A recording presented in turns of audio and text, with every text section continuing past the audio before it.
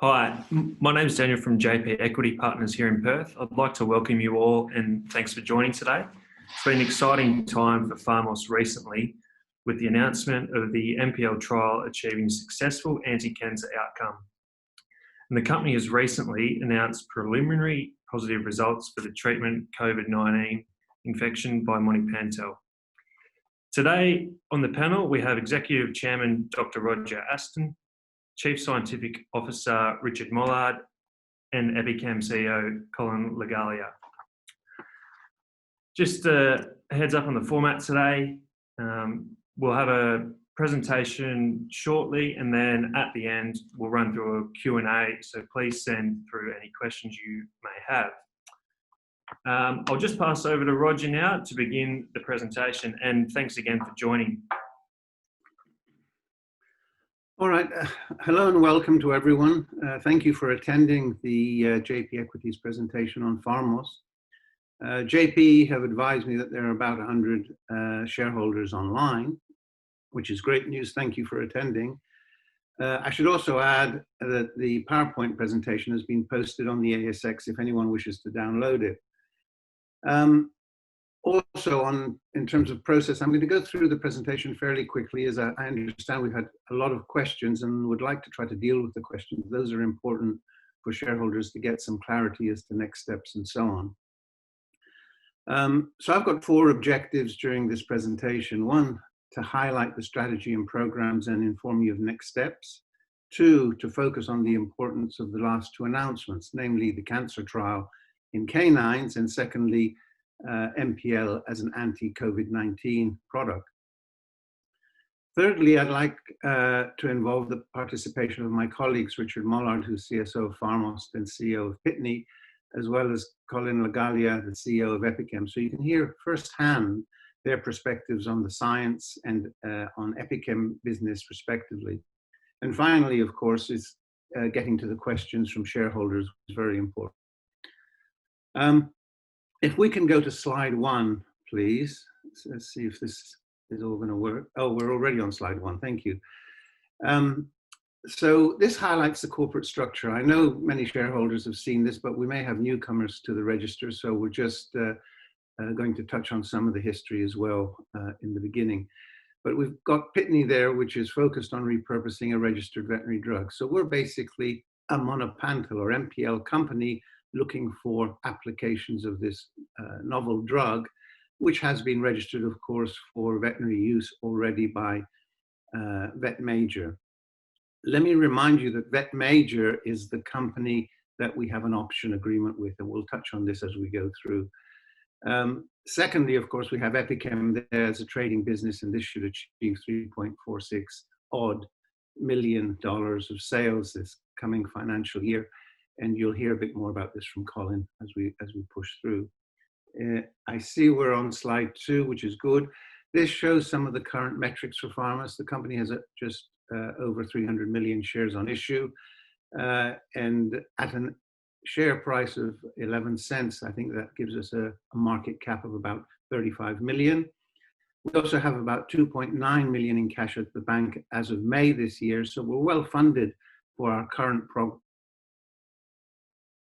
programs next year. It might also be worth pointing out on the trading curve that we've recently seen some high turnover with the 2 announcements.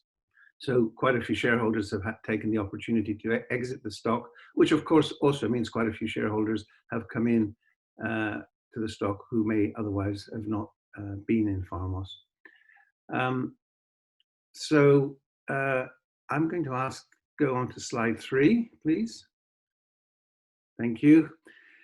This is a summary slide that highlights our strategy at a high level. MPL, or Monepantel, which belongs to VetMajor, begins to come off patent in the next year or so. We have an option agreement with VetMajor, and they're aware of our business activities. Furthermore, PharmAust has patent families directed to the use of MPL in a number of diseases, including cancer. And we'll go into this in a bit more detail. As a business, we have identified that MPL interacts with mTOR, and by way of background, mTOR stands for mechanistic target of rapamycin and is a central regulator of metabolism, cell growth, and development. Apart from being clinically and commercially attractive, the other mTOR inhibitors owned by Novartis and Pfizer currently have sales over $2 billion US. So mTOR regulators are unquestionably important molecules. The key difference between MPL and the other mTOR inhibitors is the diminished immunosuppression observed with Monepantel, which we think is a great asset for cancer therapy for obvious reasons. Again, I'll touch on this a little bit later. Of course, Monepantel is being repurposed by PharmAust as it's already registered for the treatment of veterinary parasitic infections by Vet Major. Furthermore, the fact that Monepantel is already approved for veterinary applications means it has gone through regulators for compliance, manufacturing, chemistry, and toxicology. So this is not a new molecule in a regulatory sense. As such, the first target we have chosen for commercialization is the treatment of veterinary cancers. And another attraction for pursuing canine cancers is the fact that what happens in dogs often happens in humans. In other words, a successful canine cancer trial gives much support and confidence for pursuing further human cancer trials, which offer much, much bigger target market. The target market, of course, for humans is over $50 billion US a year. As you'll see on the next slide, because mTOR is such a central molecule in mammalian metabolism, we've also looked at COVID-19, which I think we've got some pretty exciting results, which are currently being confirmed. Again, Richard Mollard will talk to that in a moment. I might add that also Epichem does not only generate cash for the group, but it also has an involvement in the formulation and dispatch of MPL to the clinical sites, and it's been a valuable asset to us to be able to do that within Australia. As I mentioned on the previous slide, mTOR is a very central metabolic regulator in cells. It regulates two pathways called mTORC1 and mTORC2. These pathways affect just about everything that's required to make a cell grow and replicate. Clearly, this may be of particular importance in tumor cell growth, where the cells are replicating uncontrollably. And of course, in viral disease, where the virus takes over the metabolic machinery of the cell for its own replication purposes. So we think our molecule is going to be vitally important in diseases where cells are replicating quickly, or where you want to put the cell into a stationary non-replicating stage to prevent a virus from harnessing or taking over the metabolic machinery and replicating.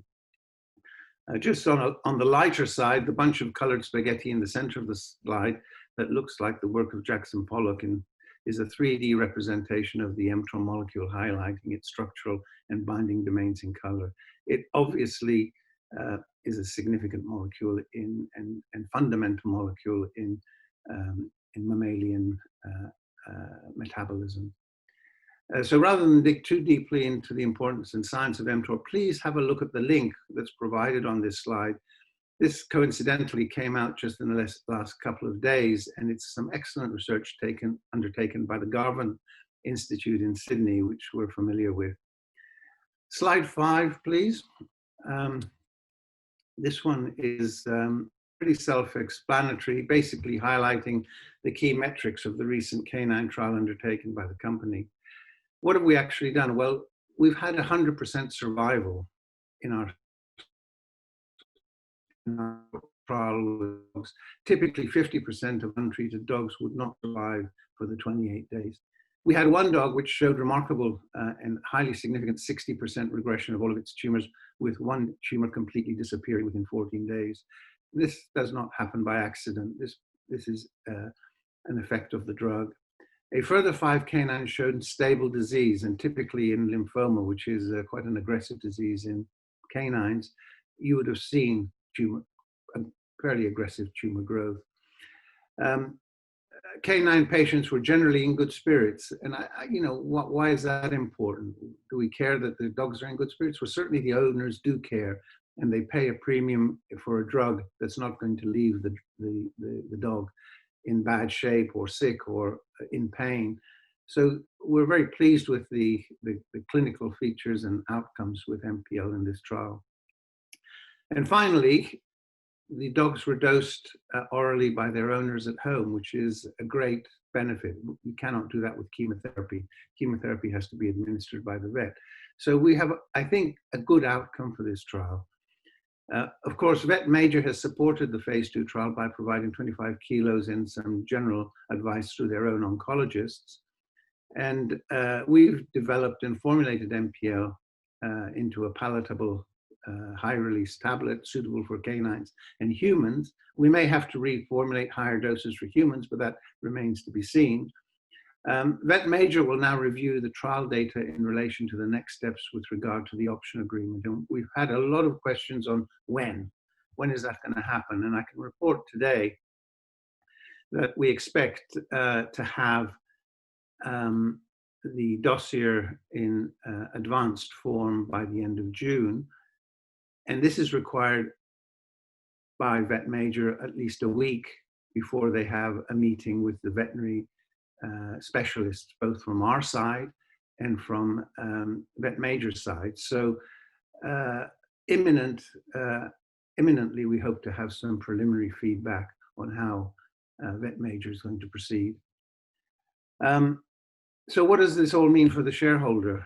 Well, if I put my own shareholder hat on, based on the data so far, we have a drug which appears to be very good in the treatment of canine cancers.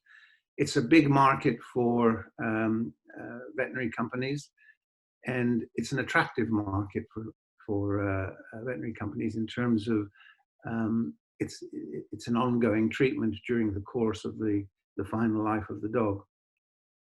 And I should just add that, again, we're benefiting or piggybacking on the extensive toxicology and existing dossiers with regulators around the world to accelerate the processes of Monepantel for cancer. The final bullet point on this slide highlights the preliminary clinical trials of MPL in COVID-19 infection. And we've shown a significant reduction in infectivity in culture. And this provides us with another iron in the fire and a shot at goal. Richard will talk to this later, but it is being confirmed as we speak. And we're pretty excited about this outcome. More to come on this. Slide 6, please. This schematically highlights what I've just said on the previous slide and points to the advantages of pursuing Monepantel. In summary, we've already got GMP compliant manufacturing, and we've got a formulated tablet which releases the drug at high doses. And we're already piggybacking on the toxicology safety already with regulators.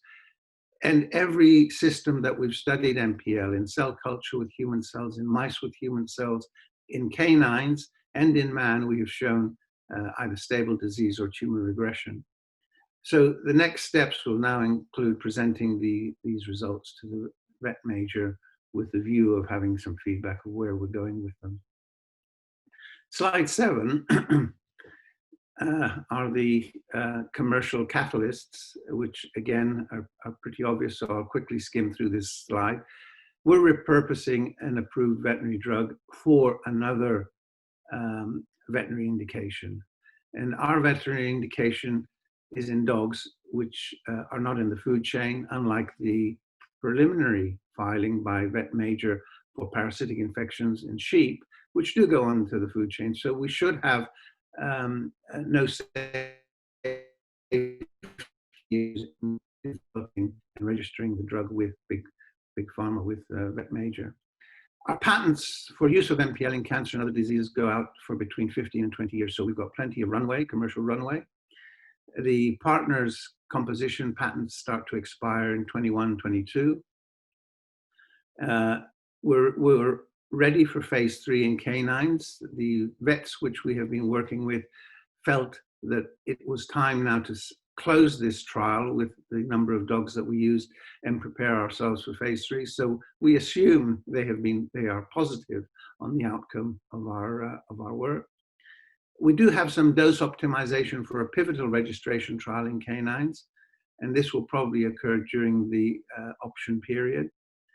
So apart from successes in cancer, COVID-19 may also offer a further shot at goal. So we think we're we're pretty tidily placed at the moment. Slide 8, please. This slide is a summary of our patents, and we've had a few shareholders ask us how do our patents give an edge, and this is important at the moment because we're coming to a stage where potentially we're going to develop and start selling product over the next year or two. As such, we need to have patents which are going to give us the protection that we want.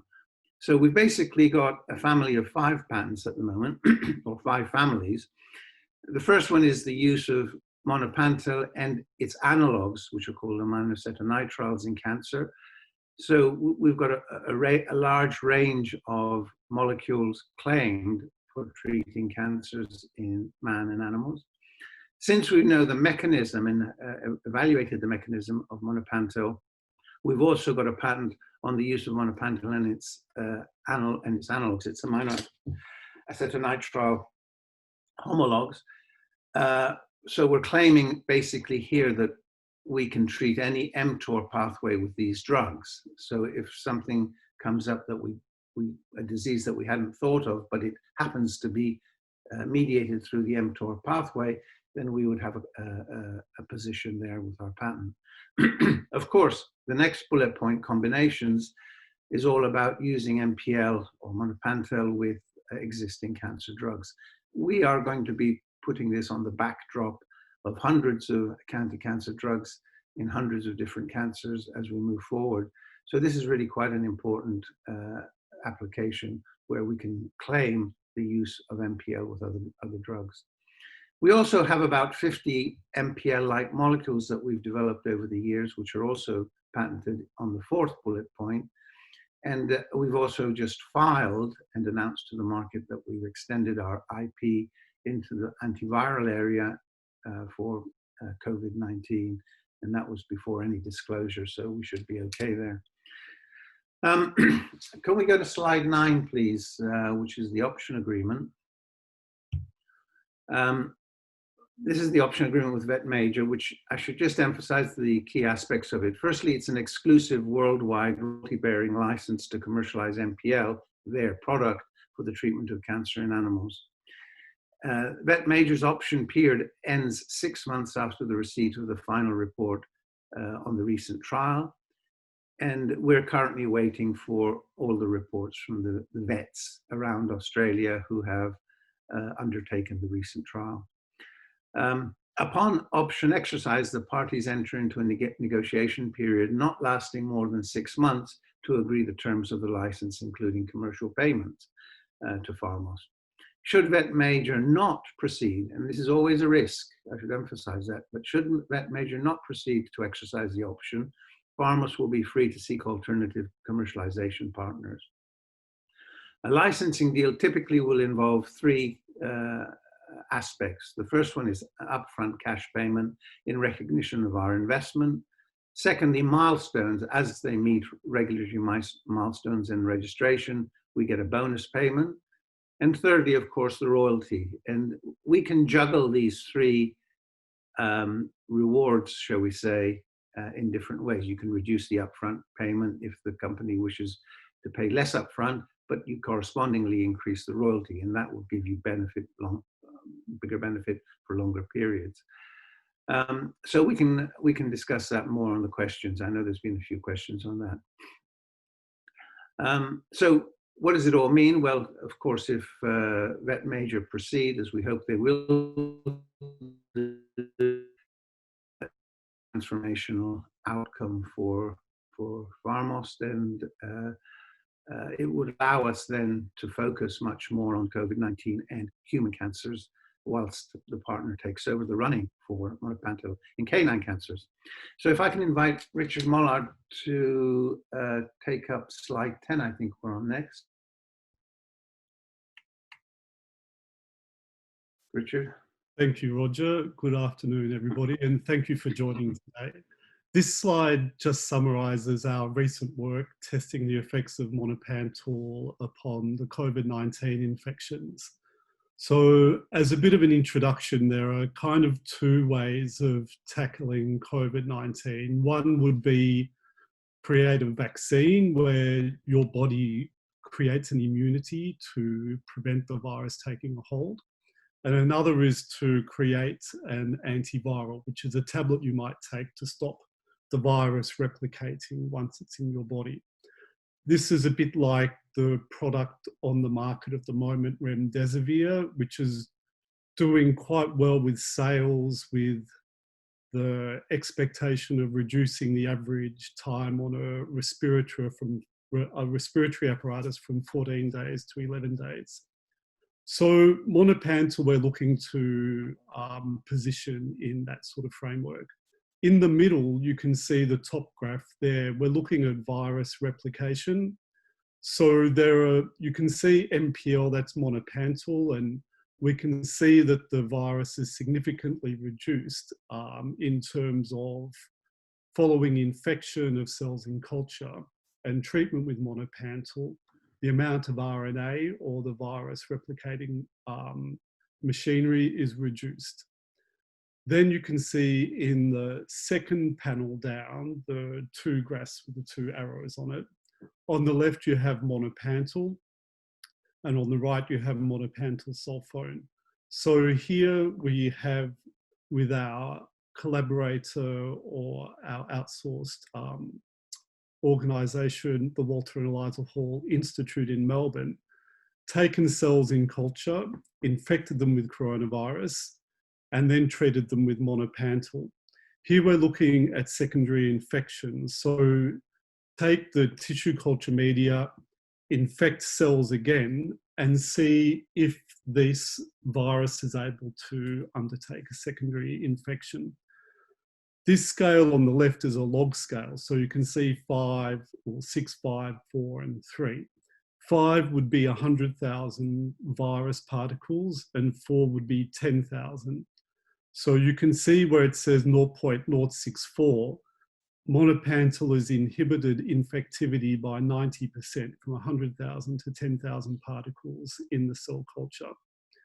On the right, we have Monepantel sulfone, and this is a log scale again, and you can see that there's a 30% reduction in infectivity.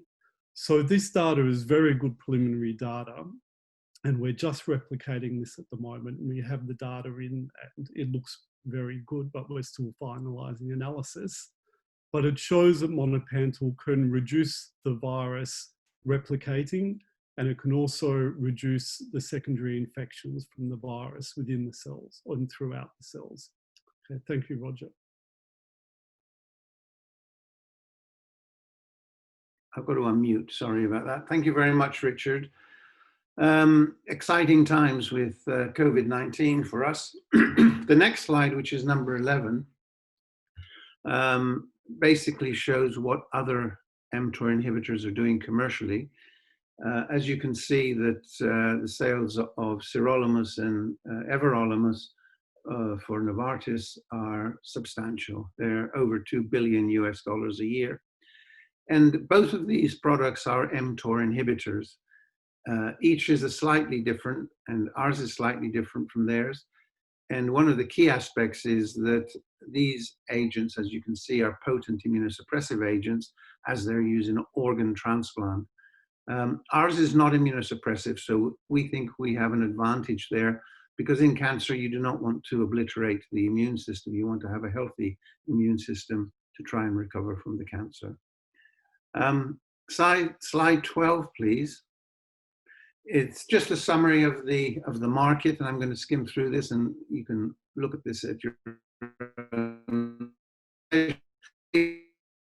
million dogs diagnosed with cancer annually in the US every year. We assume Vet Major is going to particularly focus on the US as they're US based.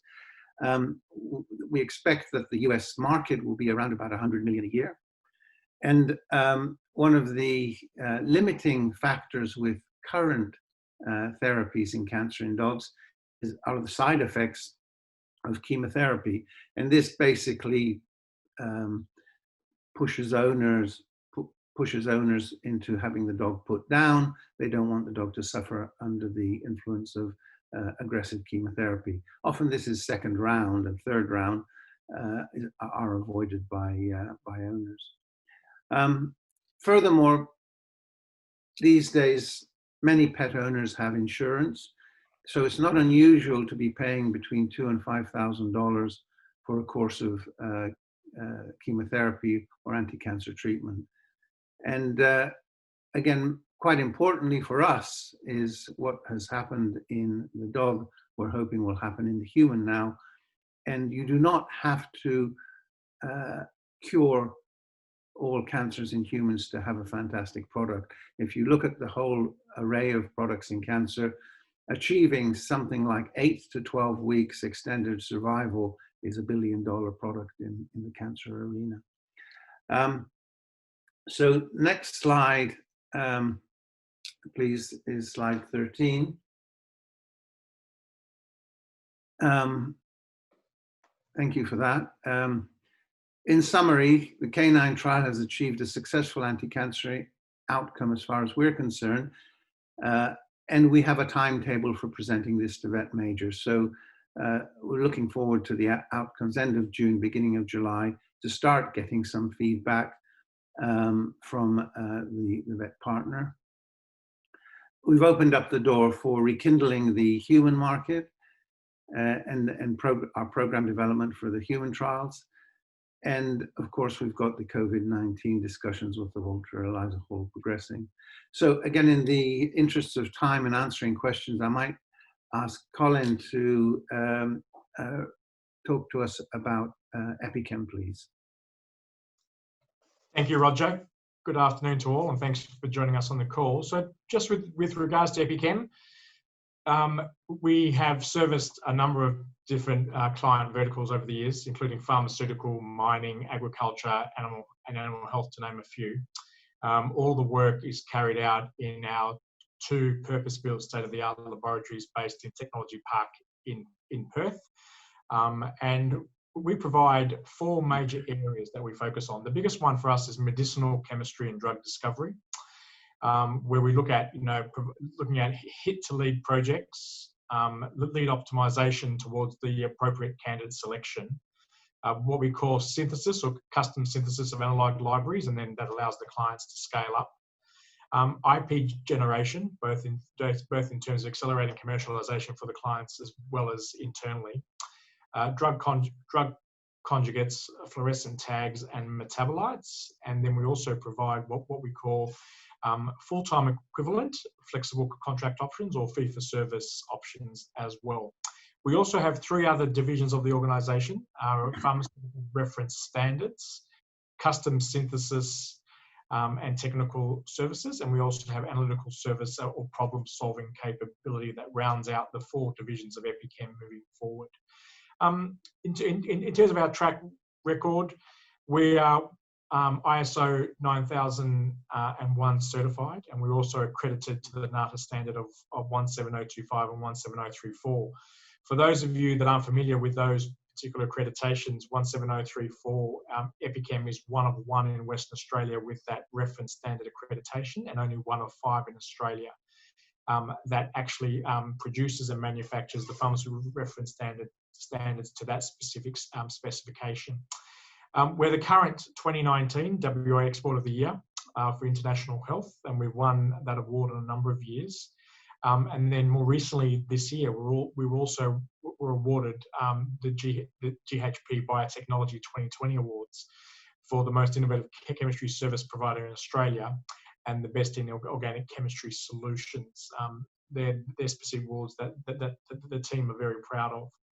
In terms of the important role that we play for PharmAust as well, so as Roger alluded to before, being the commercial chemistry subsidiary of the organisation, we also provide support when it comes to lead drug development and validation, but both in terms of the drug candidate pipeline manufacture and analysis, drug reformulation, and as well as GMP synthesis and the stability support work that we undertake, and also drug inventory dispensing to the clinical trial centres. So thank you very much for the opportunity to share, Roger. Thank you for that, Colin. Rather than go on to slides 15 and 16, I'd like the audience to review these at their leisure. They're basically the composition of the board of directors, is slide 15. And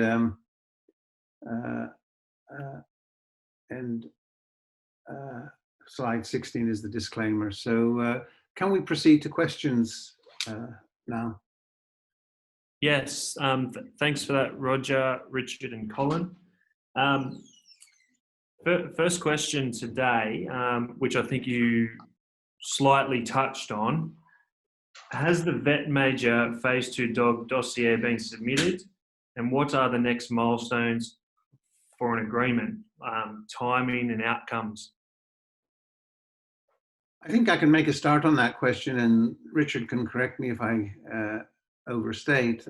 My understanding is that we'll have a first draft of the dossier by the end of June, and vet major will want to have that in hand before they interview both their own specialist oncologists, canine oncologists, as well as the vets from our side who undertook the clinical trial. So I think things will start to happen quickly in early July in terms of reviewing. Of course, vet major knows they're under some pressure to review quickly, because once the option clock is ticking, then they have a limited amount of time. I don't think they're going to sit on this for a long time. Is that about right, Richard? I think that's pretty correct. Thanks, Roger. Thank you. Next one, which we've had this question quite a bit. I know this is probably for you, Richard, and there are some privacy reasons with what you can and can't say.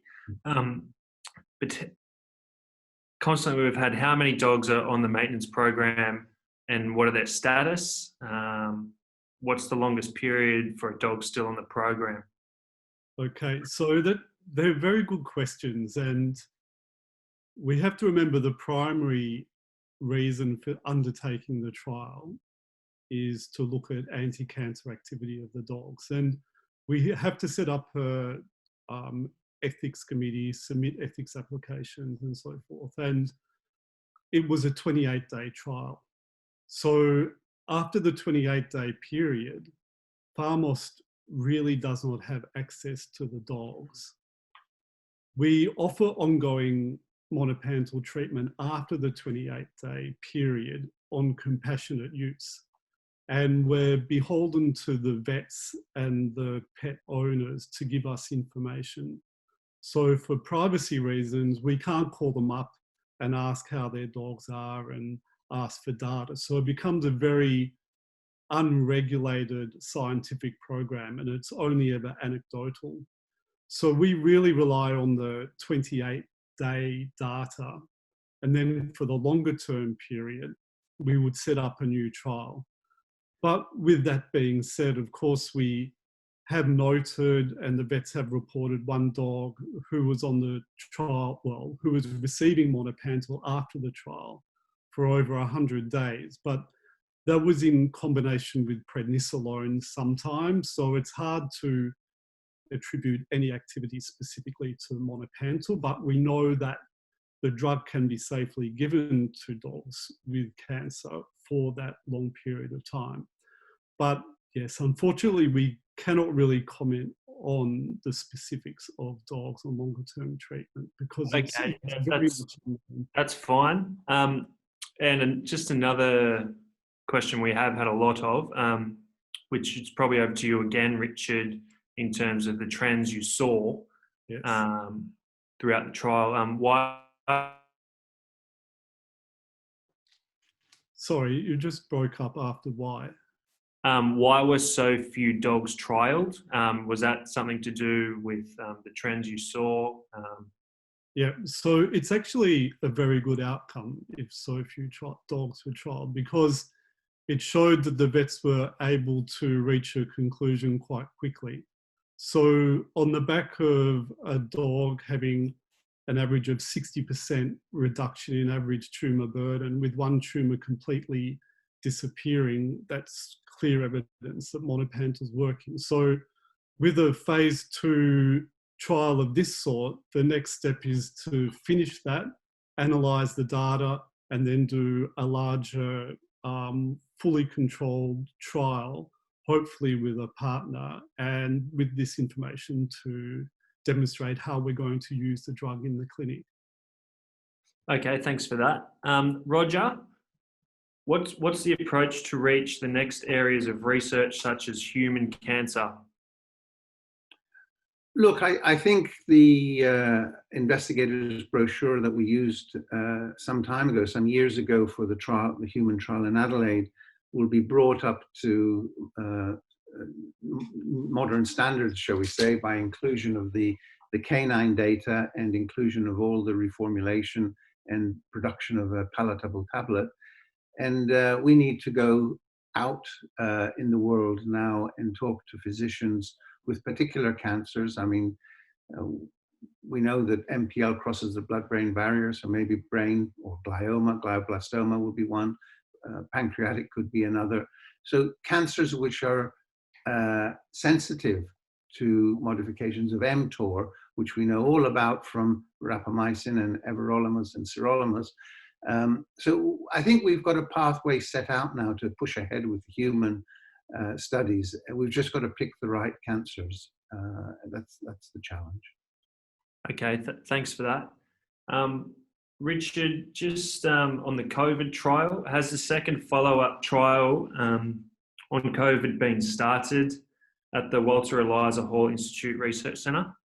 Yes, in fact, it was completed on Monday, and I received the data yesterday, and I'm just finalising the data in discussions with the Walter and Eliza Hall Institute at the moment, but I can say it looks very good, and it seems to have repeated quite faithfully what we saw in the first set of experiments.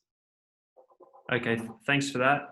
Colin, over at Epichem, what is happening in Epichem, and how is the new leadership providing direction for the next phase of revenue growth? Thanks, Daniel. So we've identified and contracted some business development consultants in the US, Europe, and Asia.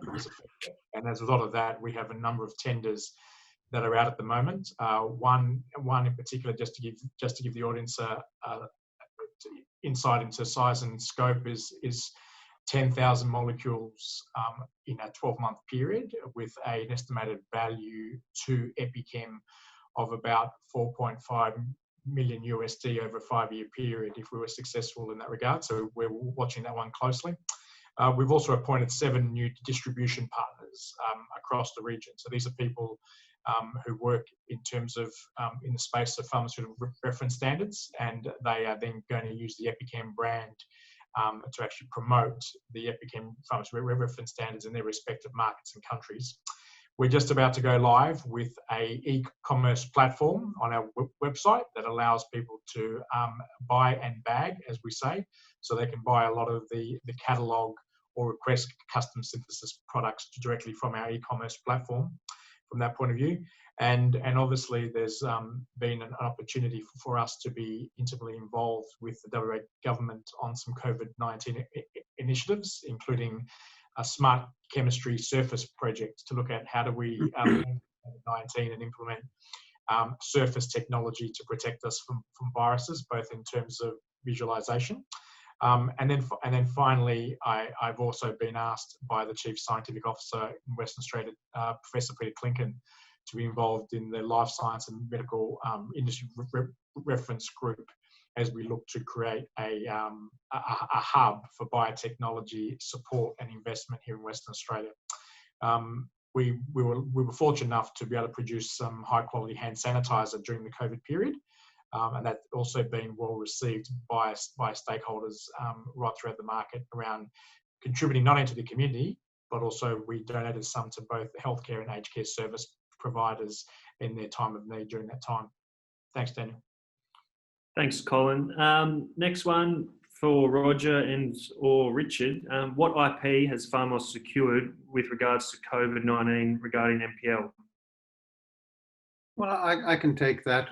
We have filed a patent in advance of any publication or disclosure, essentially claiming the use of MPL and its many analogues that we have against COVID-19. And that filing has been lodged with the Australian Patent Office. And we have 12 months to embellish it further with information as we do additional research.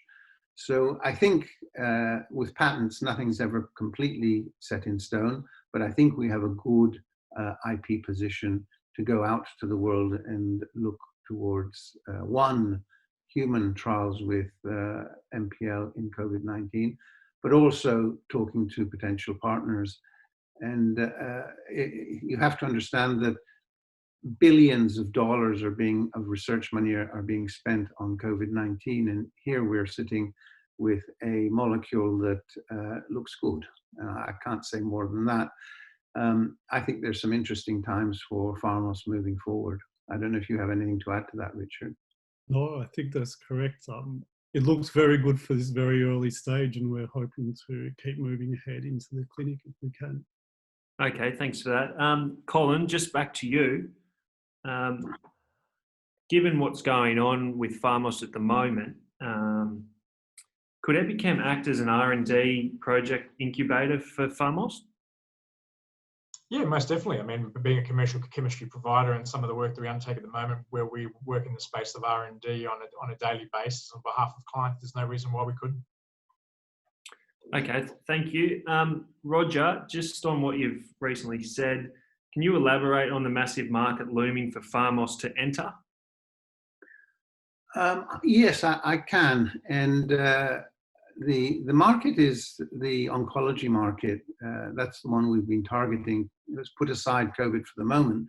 But the market for us is both the human and the veterinary markets. We've chosen to go for the veterinary market first, which is at least $500 million US a year, according to unpublished reports. And for us, going for this short-term market, because it's vet, and we've got good vet data in dogs, I think that's the sensible first option. But I think the human market is really where the real game will be played, because if it works in dogs, we're confident that we're going to get good results in humans. And provided we can pick the right cancer to begin with, entering the human market is a very different game. It's a 52+ billion US dollar market a year. And it's all about positioning. And if you're good at it, you get the right cancers to begin with and you set up the right trials. Or you could spend a lot of time doing the wrong trials. So we're investing a lot of efforts with the team to pick out what would be the best next steps in humans, and then identifying investigators who are running trials. And to give you an example, there are cancers which are devastating. The median survival can be weeks or just a few months, and often there isn't a treatment for them. So such trials would give a quick answer to the question of, do you improve survival? So I think that's where we're going, is dogs first, which we should know about in July, as to whether we're proceeding with vet major, and two, take our updated investigators brochure to clinicians running trials and seeing whether they're prepared to run a trial for us. Okay, thanks for that. This one's an interesting one, and I've always wondered it myself. But whose dogs are in the images of the newly released presentation, and are they patients? Some of them are patients, and some of them are directors' dogs. Okay. I don't know if I'm at liberty to say which is which is which. I think the Alsatian was a patient's dog. This one's for Roger or Rich. Is there an intent to use MPL or MPLS with other drugs? And if so, how will that impact the road ahead? Richard, do you want to do that one? Or should I? Yep. So with Monepantel as an anti-cancer drug, there's always scope to continue as a therapeutic by itself, but also with other drugs too. And we've been having preliminary talks to that effect with some of the veterinarians who were involved in this phase 2 trial. And they're quite excited to see how it might compare with standard of care directly and also in addition to standard of care. For any future application with COVID-19, if you think about the HIV antivirals, I think they use a cocktail of 4, because the one drug, remdesivir, which is the antiviral for COVID-19, was developed for Ebola virus. And as I said earlier, it reduces respiratory or time on the respiratory support by 3 days. So the idea is always to build a cocktail of drugs to offer a cure. So definitely for both indications. Okay, thanks for that. Had this question quite a bit come through today and prior to the webinar. Maybe for Roger, can you fast track MPL as a COVID-19 treatment with all the safety data and tasteless tablet, like with resources like government funding? I think the simple answer is yes. And we would be looking towards financial support from government, which would be, of course, non-dilutive in terms of grants and so on. But sure, we have an extensive dossier and we would need to get agreement from our partner, Vet Major, to use their MPL commercially in humans for COVID-19. And assuming we get that approval, which I think we would, for obvious reasons, we could push ahead fairly quickly into a human scenario. There really is very little at the moment once the patient enters intensive care, with mortality running at about 50%. Half of those who go into intensive care and onto a ventilator don't come out again. So there's a lot of pressure to try new drugs, which one, don't add to the toxicity of the virus, but two, also can potentially reduce what they call the cytokine storm that occurs in these patients and give you a better outcome. Okay, and last one before we have to wrap it up. Roger, has there been any interest shown by Eli Lilly in MPL as a treatment in human cancer? Maybe we have not explain who Eli Lilly is. Yes. Look, Eli Lilly was the owner of Vet Major, and they are in the COVID-19 area, and they are in oncology in a big way. And I think now that we're in a position to move on from the vet side, we would certainly be talking to Eli Lilly as well as numerous other large human pharmaceutical product companies. Thank you. And just in conclusion, I just want to thank all participants of today's webinar. Following this, we are arranging one-on-one strategic and broker investor meetings over the next week to, I guess, get the story out there as much as we can. And yeah, exciting times ahead. So thanks everyone, and thanks for the questions. I hope we answered as many as possible. Thanks to the panel. And thanks to JP for organizing. That's all right. And this recording will be available online. So if anyone's joined late, we'll send a link out to all participants. Thank you.